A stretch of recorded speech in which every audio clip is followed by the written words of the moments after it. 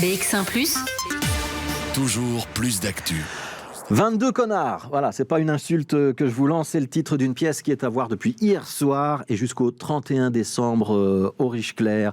Bonjour, Sania Tobosoa, vous êtes l'une des co-autrices et une des co-metteuses en scène de ce spectacle. Ça parle quoi? Ça parle de foot, ça parle de supporters, ça parle de complètement autre chose?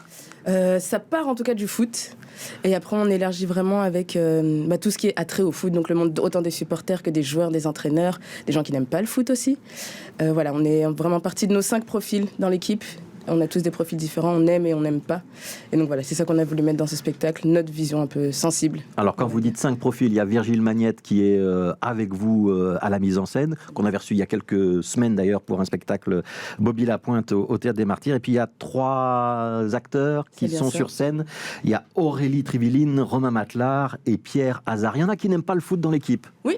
Oui, on a voulu ça, vraiment. Ou en tout cas qui n'était pas plus que ça sensible. Mais il y a un petit côté maso de se dire on va faire un spectacle sur le foot quand on n'aime pas ça. Non, nous on l'a présenté vraiment, bon comme ça je dis qui c'est Pierre Hazard. Et on l'a pris vraiment justement pour ça, parce qu'on avait besoin sur un spectacle d'avoir différents points de vue. On voulait pas faire l'apologie complète non plus du football, on est conscient que que tout le monde ne le vit pas de la même manière, et donc voilà, on a vraiment voulu amener ça. Alors c'est pas un spectacle ni pour ni contre le foot. Il y a une palette d'émotions, avec des émotions positives, des émotions négatives. C'est donc volontaire de brasser large et que tout le monde puisse un petit peu s'y reconnaître. Pour nous, on avait l'impression que c'était nécessaire, si on voulait être le plus honnête avec la vision qu'on avait nous du football, il fallait qu'on passe par là. Donc voilà, oui, c'est vraiment jouer sur les émotions, les différents points de vue. Voilà. Ouais, ça parle assez peu de foot, donc c'est pas là que vous allez. Il y a peut-être une petite explication de la règle du hors-jeu à un moment. On parle de grands joueurs à un autre moment, mais on parle pas réellement de foot. En réalité, on parle plutôt de qu'est-ce qui nous motive à aller au stade quand on est supporter, qu'est-ce qui fait que parfois ça dérape quand on est supporter, qu'est-ce qui fait qu'on a des idoles et qu'est-ce qui fait que parfois aussi le foot est détestable, c'est ça? C'est bien ça, vraiment le lien humain et vraiment voilà, plus l'aspect sociologique entre guillemets du football et ce qui fait que ça rassemble ou pas. Enfin voilà, plus l'aspect humain en fait qu'on a autour du football. Ouais, on va décrire un peu le spectacle, le décor. On arrive, il y a un baby-foot. À droite de la scène, à gauche il y a on va dire une petite cabine commentateur et on va commencer en fait avec une retransmission télévisée. Oui. Ouais. On a voulu, dès l'accueil en fait du public, on a voulu recréer un peu cette ambiance stade, jouer un peu avec les codes d'entrée dans une salle de spectacle et d'entrée dans un stade. Donc voilà, on arrive, c'est un plateau à nu avec des comédiens aussi à nu et ils sont déjà là quand on arrive. Là, voilà. Et même dès l'entrée, au niveau du scan des tickets, par exemple, on vous fait rentrer comme dans un stade, on vous fait choisir votre équipe entre guillemets. Et voilà, le spectacle commence comme ça, sans code particulier. Le foot aujourd'hui, c'est la télévision? Pour beaucoup, j'ai l'impression, là en plus avec le contexte actuel encore plus, mais oui, c'est un biais facile, en fait, j'allais dire, pour regarder le foot, même si les vrais gros supporters préfèrent toujours aller directement au stade. Et voilà, oui, la télévision, et puis encore plus les smartphones, mais ouais. Et alors, donc, on commence avec une parodie de retransmission télévisée. Le journaliste que je suis peut vous dire qu'il y a des choses qui sont assez bien tapées, comme par exemple les 3 secondes de décalage dans l'oreillette parce qu'on passe par un satellite pour envoyer le signal. Mais il y a un drame aussi. C'est-à-dire que, en fait, on est dans un registre qui est plutôt celui de la comédie, mais vous vous êtes permis quand même à certains moments des petits coups de poing, et il y a une allusion très très forte au drame du Heysel ou à d'autres drames qui ont pu avoir lieu dans d'autres stades, notamment à Ajaccio, je pense à une tribune qui s'était effondrée par exemple.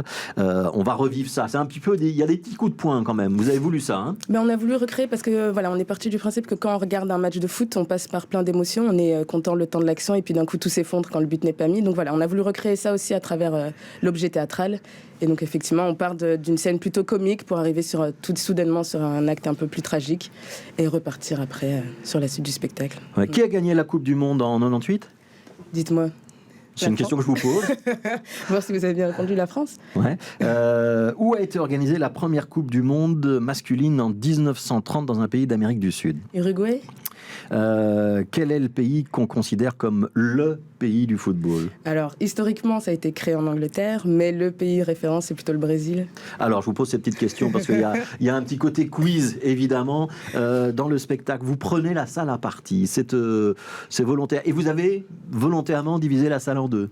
Oui, on a voulu un peu symboliser comme ça dans dans les tribunes, mais donc dans les gradins, dans la salle de spectacle. Ça, c'est ces deux camps, on va dire, mais sans vouloir trop créer non plus d'adversité.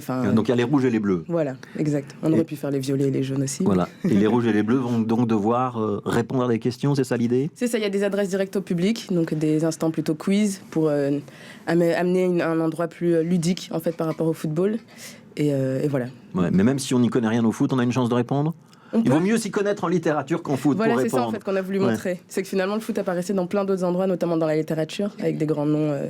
Je ne vais pas les citer, sinon on aura déjà les réponses dans le spectacle. Mais oui, on a voulu montrer ça aussi. La première a eu lieu hier. Est-ce que le public a participé ? Est-ce qu'il a trouvé la bonne réponse ? Étonnamment, toutes les réponses ont été trouvées.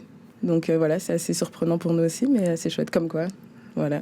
Comme quoi, il y a des préjugés. Oui, exactement. Les supporters, vous les aimez, vous ne les aimez pas. Ils sont pas tellement caricaturés, vous n'en dites pas tellement du mal, alors qu'on sait que parfois un supporter, avec l'effet de meute, ça peut être violent, ça peut être raciste. Il y a un moment quand même où vous parlez un petit peu de ce qu'on ne peut entendre aux abords des stades ou aux abords des pelouses, mais vous avez l'air de malgré tout leur pardonner, de bien les aimer, ces supporters. Alors un peu comme tout, il y a toujours deux équipes. Donc il y a des supporters qu'on trouve attendrissants, vraiment attachants, et on comprend l'amour qu'ils peuvent avoir autour du football, parce que forcément ça rassemble. Après, on ne se cache pas qu'il y a l'autre équipe de supporters qui là, c'est un mauvais amour. Enfin, il n'y a plus du tout de recul, il n'y a plus il y a plus d'analyse sur eux-mêmes à ce niveau-là, et ça, on n'hésite pas à le dire non plus. Il y a une scène où il y a tous les propos extrêmement sexistes qu'on peut entendre. Parce que vous imaginez qu'il y a un match mixte ou un match, en tout cas, où il y a des femmes sur le terrain, et on entend des propos qui sont honteux, on doit dire ça comme ça. Ouais. Vraiment raciste, grossophobe, sexiste, voilà. Et par exemple, sur les réflexions plutôt sexistes, c'était plutôt une arbitre qui se reçoit ça quand elle arbitre un match masculin. Ouais, c'est-à-dire qu'il y a un travail de recherche, c'est pas gratuit tout ce que vous nous montrez sur scène. Non, vraiment, il y a vraiment un travail de recherche. Il y a eu beaucoup d'écrits autour du football et ça, on s'en a inspiré. Il y a eu des pièces qui ont été écrites aussi, donc ça, on s'en a inspiré. Et par exemple, pour parler particulièrement de cette scène, c'est vraiment des choses qui ont été dites texto, on les a retranscrites texto dans le spectacle, quoi. Ça fait combien de temps que vous travaillez sur ce projet ? Ça va faire 3 ans. 3 ans de recherche. Vu que c'est une écriture collective, voilà, on a vraiment commencé par tout un travail d'improvisation et après un modelage pour arriver à ce spectacle. Donc 3 ans que vous travaillez sur la recherche, sur les témoignages aussi, parce qu'on a des bribes de témoignages des uns et des autres sur votre relation ou vos relations au monde du football ou au monde du spectacle footballistique, pour reprendre ce terme-là. Sania Tobosoa, j'aimerais que vous m'expliquiez le rapport entre le football et la country ou l'univers des cow-boys, l'univers western, parce qu'il est présent du début à la fin. Exact. Mais déjà, pour nous, l'univers western, c'est... le football est un monde de cow-boys. En fait, finalement, c'est machiste, assez... ça rassemble un peu toutes les thématiques. Il y a un endroit où c'est aussi nos idoles d'enfance, les cow-boys. Et on a voulu toujours mettre ce petit univers parallèle qui nous sort un peu du foot, pour dire qu'il n'y a pas que le foot dans la vie. Pour élargir encore un peu plus le propos et se dire que ce qu'on retrouve dans le football, on le retrouve dans plein d'autres milieux. Et, ouais. On pourrait dire que la virilité, le côté duel qu'on peut retrouver dans des westerns au cinéma avec Clint Eastwood ou d'autres, c'est quelque chose qu'on va vivre sur le terrain, qui a quelque chose qui est de l'ordre du défi et éventuellement de la mise à mort de l'adversaire. Nous, en tout cas, on ne va pas le faire subir au public, mais oui, c'est quelque chose qu'on va présenter sur scène. Puis il y a une part d'absurde aussi dans les répliques un peu bateau qu'il y a dans les westerns. On retrouve la même chose. Quelques exemples. Quand on tire, on raconte pas sa vie, ou j'ai un serpent dans ma botte. Ouais. L'humanité est divisée en 2 camps. Il y a ceux qui creusent et ceux qui ont un revolver. Exactement. Ça rappelle des souvenirs éventuellement à ceux qui vont au cinéma. C'est actuellement à voir au Théâtre des Riches Clairs. C'est jusqu'au 31 décembre. Vous jouez le 31 ? Oui. Donc on peut passer le réveillon avec vous. Vous pouvez passer le réveillon avec nous, jusqu'à 23h pour le moment, mais oui. Il y avait un spectacle de Denis Lojol qui, il y a quelques années, parlait de football, parlait notamment de Maradona. Il y a un rapport entre son spectacle et le vôtre. C'est quoi les différences ou les points de comparaison que vous pourriez voir ? Les points de comparaison, c'est des gros événements du football. Bon, forcément, le football professionnel. Par exemple, Denis, je crois qu'il parlait de Maradona. Nous, on a repris la main de Dieu. La main de Dieu, voilà. Ouais. Nous, on a repris Maradona plus dans l'aspect... En fait, pour nous, Maradona représente le football, puisqu'il est autant fabuleux sur le terrain que crasseux à l'extérieur. Donc voilà, le personnage Maradona était vraiment essentiel pour nous. Et on a voulu aussi, comme Denis, à mon avis, pas comme Denis, mais un peu à la même sauce, reprendre, des gros événements du monde du football. Donc on fait référence à quelques événements du grand football. Bah, il y a notamment le drame du Heysel auquel il est fait référence. On doit sortir de là avec quel état d'esprit? Est-ce que c'est joyeux? Est-ce que c'est du théâtre pour réfléchir? Est-ce que c'est du théâtre d'émotion? Vous êtes dans quel registre? On a encore du mal à définir. Théâtre d'émotion tout d'office, je dirais. Et je pense qu'on met quand même une note un peu positive à la fin pour se dire, voilà, il y a un constat qui est fait, maintenant à nous d'essayer d'appliquer, de faire en sorte que ça puisse changer dans le bon sens, quoi. Voilà, de continuer à aimer le foot en ayant l'espoir que ça s'améliore. Je m'arrête juste encore sur une dernière scène.